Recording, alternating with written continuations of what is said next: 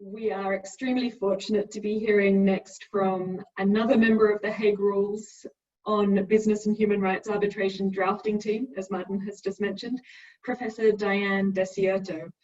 Professor Desierto is tenured Associate Professor of Human Rights Law and Global Affairs at the University of Notre Dame, focusing on international law, human rights law, maritime security, and the Association of Southeast Asian Nations, ASEAN law. She is also Professor of International Law and Human Rights at the Philippines Judicial Academy of the Supreme Court of the Philippines and ASEAN Law Visiting Professor for the University of the Philippines Graduate LLM Program.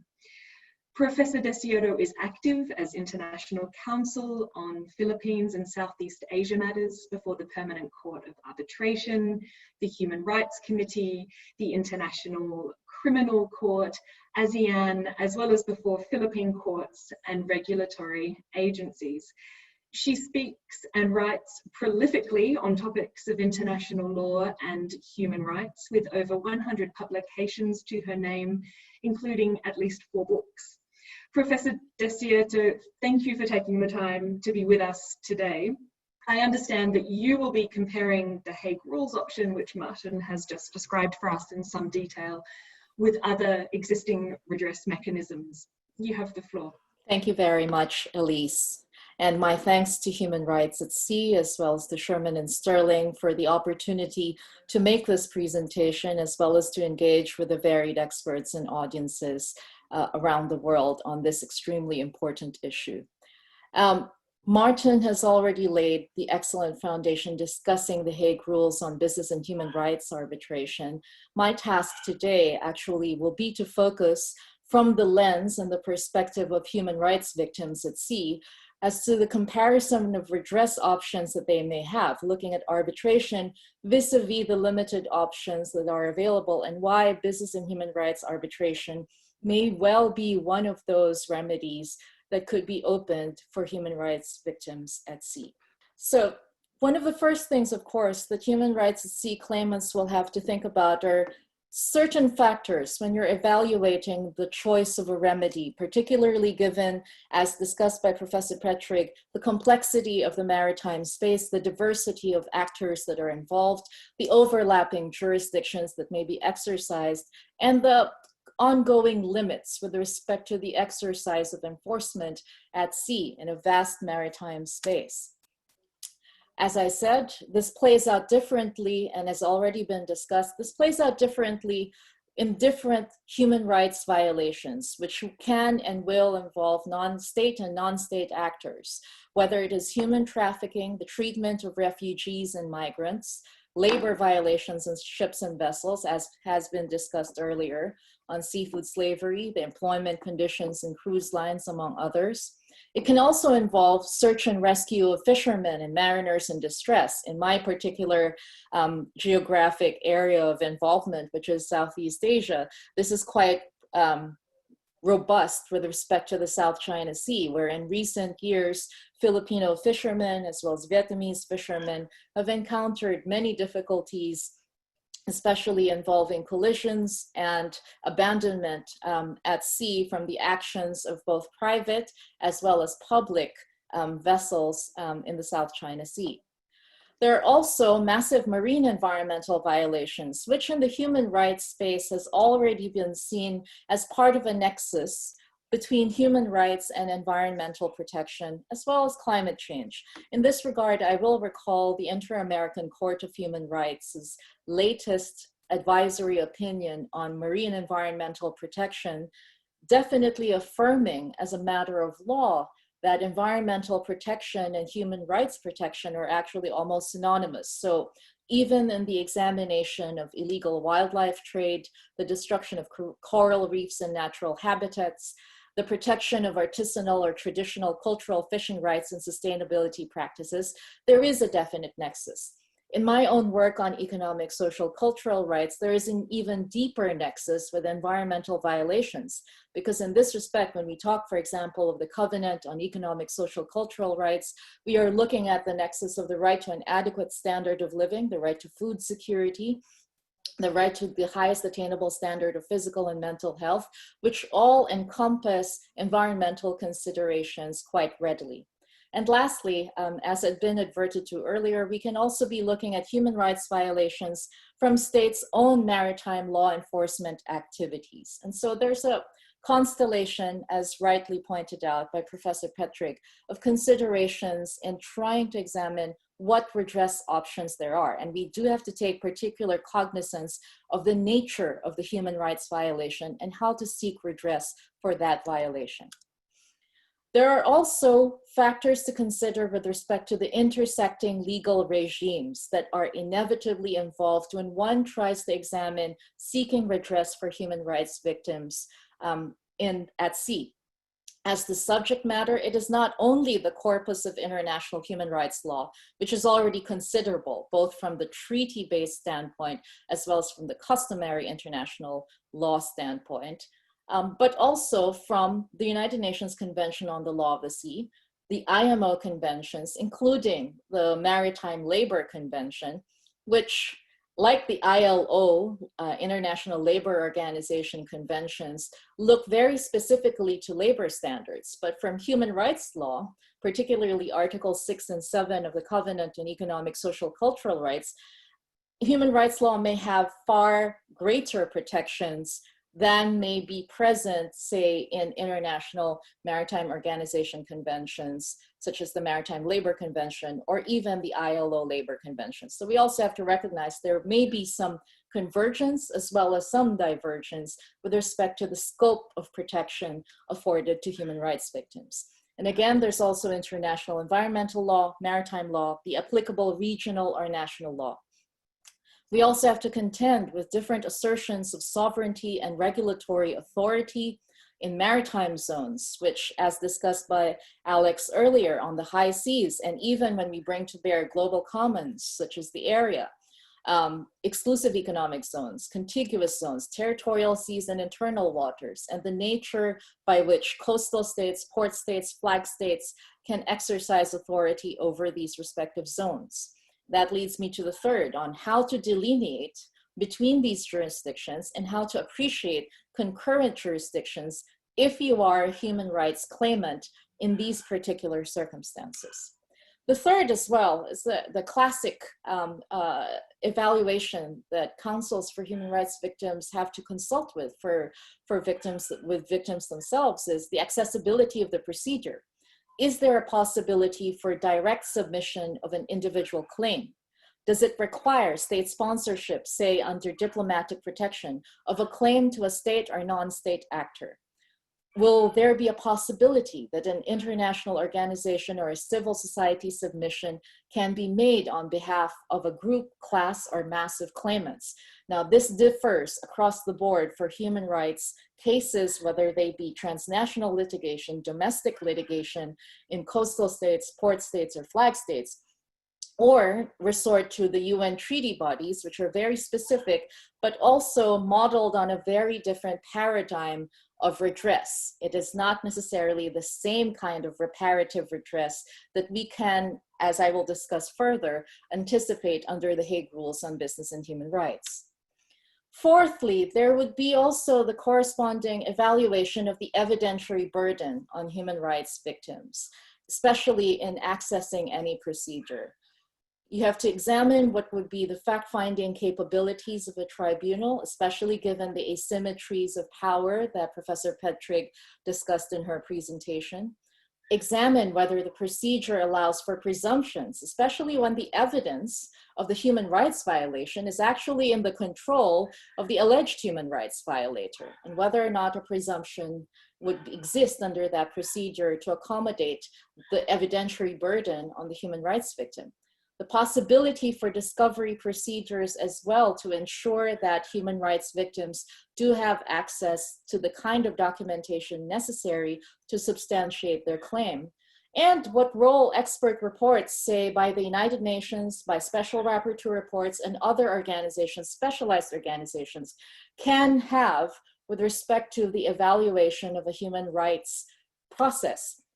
we have seen in the recent case that has come up before the International Court of Justice that with respect to Myanmar, the Gambia versus Myanmar, that it's one of the first cases that extensively relies on fact-finding by UN agencies and by international governmental organizations. It was thus also a factor to consider if human rights victims will wholly share the burden of establishing the human rights violation to the satisfaction of the remedy of the tribunal from which they're seeking relief and remedy. And lastly, which is closer to my heart here, because at the University of Notre Dame, I'm the co-principal investigator of the Notre Dame Reparations Design and Compliance Lab. I'm very focused on taking a look at what reparative measures can actually realistically be available to human rights victims, especially when we take a look at the corpus of possible redress options, some of which are treaty-based, some of which are contract-determined, and some of which will actually depend on the default reparative rules of the jurisdiction that's asserting control over a dispute. In some instances, it may very well be the general law of international responsibility, which says our reparations may take the form of restitution, compensation, or satisfaction. It may be broader in some circumstances. It may be narrower in some circumstances, depending on, say, a coastal state's law determining relief for tort, contract, or criminal violations, or, as has already been discussed, what the flag state's rules are for regulating their own vessels flying the flag. So given those 5 factors to consider from the standpoint of a human rights claimant at sea, why should we take a look at some of the features of the Hague Rules on Business and Human Rights, which Martin has adverted to, which I will further elaborate as particularly unique to these sets of rules as opposed to other existing mechanisms, whether they be domestic litigation, transnational human rights litigation, or complaints procedures or communications procedures before the UN treaty bodies. Panel 2 will discuss this, so I won't discuss this in any deep length, but to the extent that the Hague Rules do already provide for the possibility of consent to arbitrate well in advance of any disputes to ensure stability between contracting parties, the Hague Rules Annex does have model clauses for pre-dispute submission to arbitration for contracts, as well as other agreements or instruments. It could also be negotiated to resolve existing disputes. And again, we have model clauses in the Hague Rules for this particular circumstance. The procedure itself, which is for me significantly important from the standpoint of human rights victims, the adaptation from UNCITRAL 2013 rules is to require that the tribunal provide a fair, efficient, culturally appropriate, and rights-compatible process to resolve the parties' dispute, including in particular by giving due regard to the urgency of addressing the alleged human rights impacts. Now, this is unique as opposed to any other set of arbitral rules.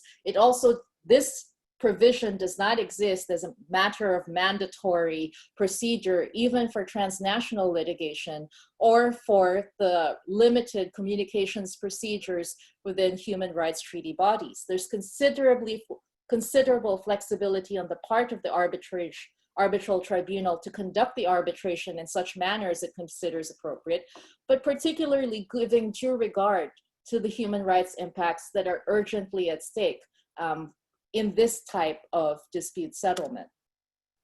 And in this regard, the rules are also unique in that, and this is advantageous for human rights at sea claimants, if it is only monetary compensation that is sought, and it very well may be the case that the appointing authority determines it's more appropriate given the circumstances of the case, you can have an expedited arbitration where under a sole arbitrator proceeding, that is where the time limits will be halved. The proceeding is decided on the basis of written submissions without an oral hearing, and there's actually a more expeditious procedure to reach judgment. This may be appropriate in some cases where I can take the questions on Q&A in relation to this, especially for those who want to compare compensatory proceedings under the IMO, for example, vis-a-vis this kind of procedure. It's somewhat similar, but as I will discuss on the reparative aspect, the Hague rules are much broader.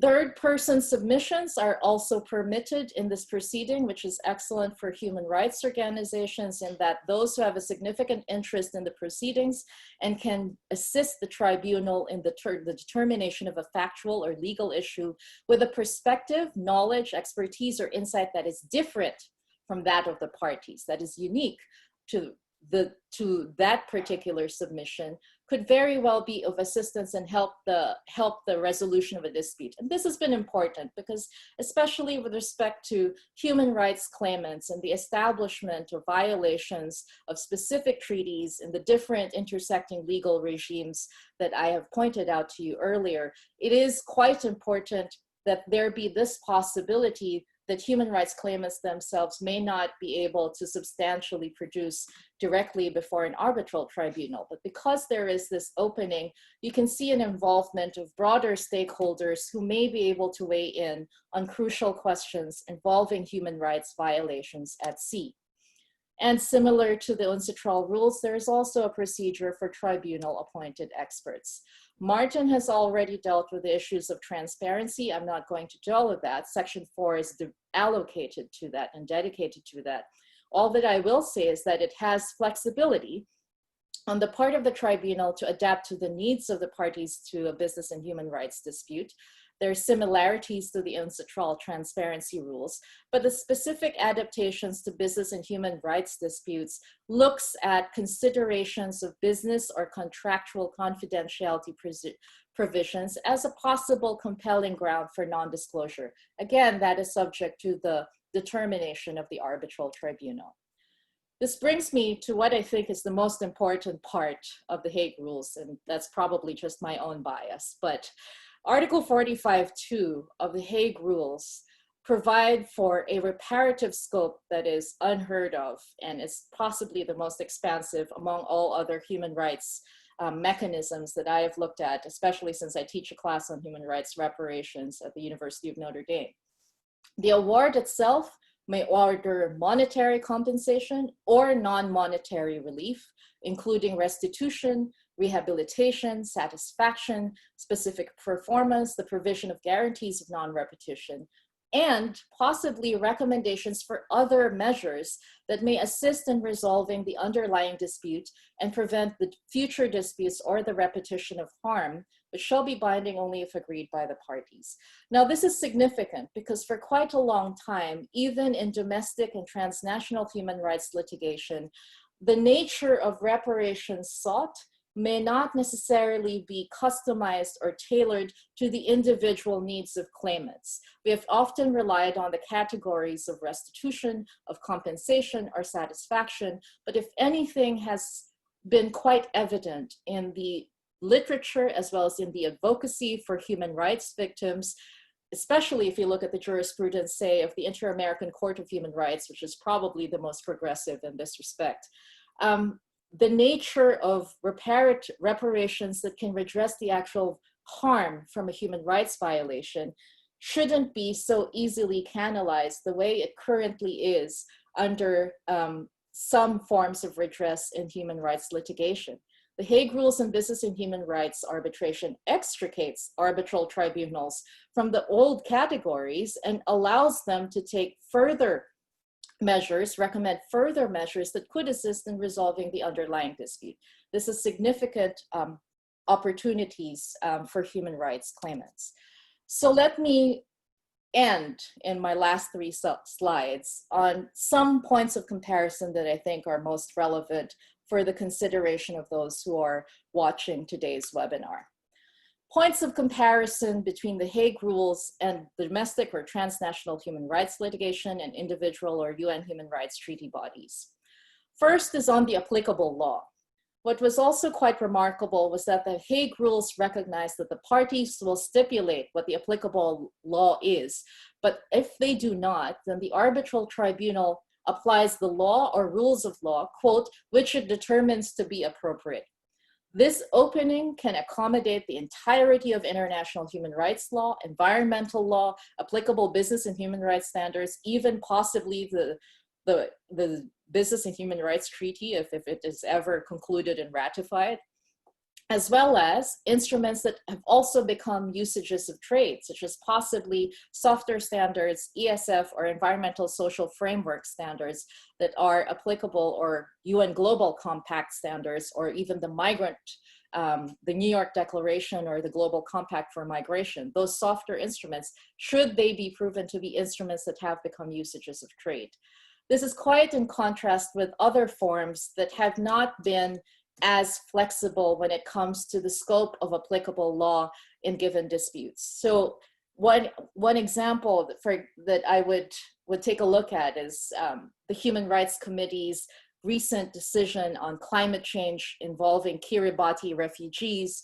In that respect, while the committee hewed very closely to the International Covenant on Civil and Political Rights, and to a certain extent dealt with refugee law, they did not touch the Global Compact. They did not look at the climate change agreement. They did not look at all other sources that came to bear on the allegations of violations that were being asserted by the Kiribati petitioners before the Human Rights Committee. That will not be a problem for an arbitral tribunal under the Hague Rules. The second is the flexibility, the adaptability, and the responsiveness of proceedings, and as I said earlier, available reparative measures.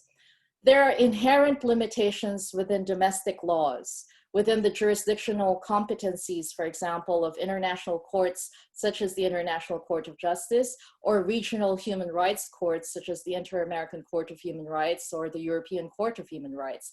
There are also limited mandates under the UN treaty body procedures, whether they be the optional protocol in the Economic, Social, Cultural Rights Treaty, or the optional protocol on the Convention Against Torture, among others. Those same limitations will not be confining a Hague Rules arbitral tribunal. There will be different limitations, of course, and that adheres to arbitration in general. But those limitations that currently we have to deal with in other forms of human rights litigation and human rights procedures will not be present under these sets of rules. Most importantly, where we have struggled in human rights litigation, as well as in human rights treaty procedures, transnational litigation, domestic litigation, to try to involve third persons and experts in the fact-finding process, the Hague Rules Business and Human Rights Arbitration actually purposively makes it open for third-person submissions and experts, as I said earlier, which could potentially widen and illuminate the nature of a human rights violation and the appreciation of the kind of reparation that is necessary to address the human rights violation. So in this respect, arbitration contains that flexibility that the other forms of dispute settlement do not have. And lastly, which I can probably spend more time on Q&A, an arbitral award, contrary to, say, a UN human rights treaty view or procedure from a communications procedure, contrary to that, which comes up with a set of recommendations that is addressed to states, an arbitral award, as we know, will have binding legal effect and enforceability across different jurisdictions. This is particularly important for human rights victims, especially when there are sensitivities in the home court, or say in the home state of human rights victims, and challenges with respect to enforcement. I mean, one example I can give here is with respect to Filipino fishermen in the search in situations of distress in the South China Sea last year. Their own government refused to espouse their claim and refused to assist with respect to the private actor as well as the state actor that was involved. A private arbitral process could be of assistance because there's also no statute of limitations on enforcement. You would consider the rules, the secondary rules and secondary fora for enforcement. The arbitral award is final and unappealable unless the award is vacated according to the New York Convention. There is no home court advantage for any one party. it can, to a certain extent, enable the resumption of relationships between disputing parties that have a continuing relationship, such as, say, the shipping sector with a labor union, for example. And to the extent that this extricates, the Hague Rules can extricate human rights victims from the limitations of jurisdictionally specific resources and strengths for enforcement for prevailing parties, there is some hope that at least an arbitral procedure can give direct redress to human rights victims in a manner that none of these other forms of current forms of human rights redress are currently unable to do. I'll be happy to take questions on the New York Convention later, but for now, that concludes my presentation. Thank you. Many thanks, Professor Desierto, for that extremely helpful analysis of the limitations of existing redress options and the key differences with the Hague Rules.